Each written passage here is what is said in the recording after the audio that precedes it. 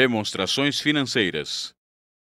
O artigo 176 da Lei nº 6.404, de 1976, estabelece que, ao final de cada exercício social, a empresa levantará os seguintes demonstrativos: balanço patrimonial, demonstração de lucros ou prejuízos acumulados, demonstração do resultado do exercício, demonstração das origens e aplicações de recursos. Observações.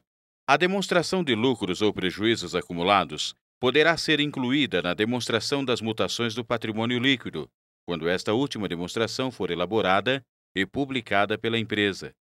A Instrução CVM número 59, de 1986, tornou obrigatória a demonstração das mutações do patrimônio líquido para as companhias abertas SA de capital aberto.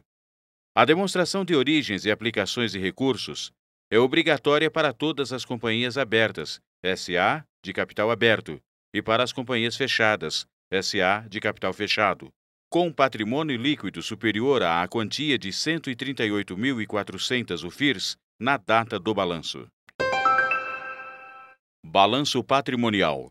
O balanço patrimonial constitui a representação gráfica da situação patrimonial de uma empresa em determinado momento. Representa, portanto, uma situação estática e não uma situação dinâmica. É a demonstração que tem por objetivo expressar os elementos financeiros e patrimoniais de uma empresa, através da apresentação ordenada de suas aplicações de recursos, ativo, e das origens desses recursos, passivo.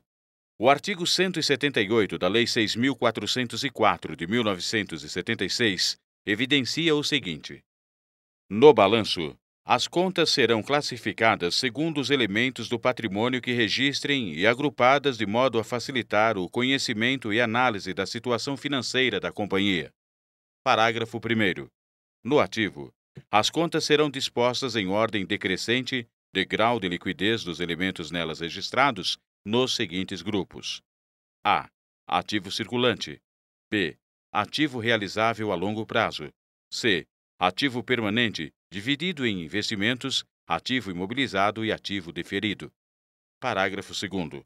No passivo, as contas serão classificadas nos seguintes grupos: A. Passivo circulante. B. Passivo exigível a longo prazo. C. Resultados de exercícios futuros. D. Patrimônio líquido, dividido em capital social, reservas de capital, reservas de reavaliação, reservas de lucros e lucros ou prejuízos acumulados. Parágrafo 3º. Os saldos devedores e credores que a companhia não tiver direito de compensar serão classificados separadamente. As contas do ativo, sujeitas a depreciação, amortização, exaustão e provisão para créditos de liquidação duvidosa, aparecerão no balanço patrimonial, deduzidas das respectivas depreciações, amortizações, exaustões ou provisões para créditos de liquidação duvidosa. Como vimos anteriormente, o ativo é composto por contas de saldo devedor e o passivo por contas de saldo credor. Entretanto, existem determinadas contas que, embora como saldo devedor, aparecem no lado do passivo e vice-versa. As contas retificadoras do ativo que aparecem com mais frequência são: duplicatas descontadas, provisão para créditos de liquidação duvidosa, depreciação acumulada, amortização acumulada. Ações em tesouraria. Ocorrem quando a empresa adquire de seus acionistas ações dela própria. No balanço, será subtraído da conta capital o valor correspondente ao capital ainda não integralizado que, de acordo com a forma jurídica da empresa, poderá estar representado por acionistas conta capital a integralizar, cotistas conta capital a integralizar ou outra. A conta Ações em Tesouraria será destacada, no balanço, como dedução da conta do patrimônio líquido que registra a origem dos recursos aplicados na sua aquisição.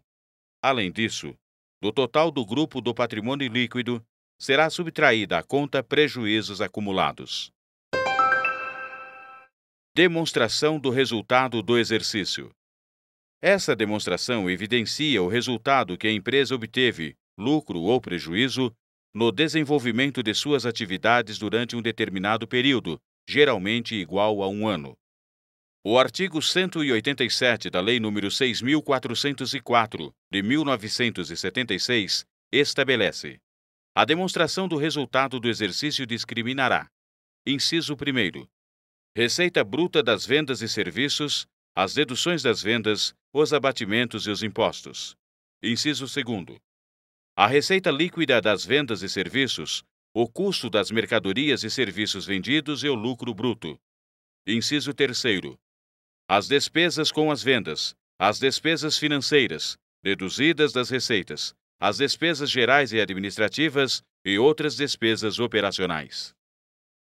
Inciso 4º, o lucro ou prejuízo operacional, as receitas e despesas não operacionais e o saldo da conta de correção monetária, artigo 185, parágrafo 3º. Inciso 5º, o resultado do exercício antes do imposto de renda e a provisão para o imposto. Inciso 6º, as participações de debentures, empregados, administradores e partes beneficiárias e as contribuições para instituições ou fundos de assistência ou previdência de empregados. Inciso 7º, o lucro ou prejuízo líquido do exercício e o seu montante por ação do capital social.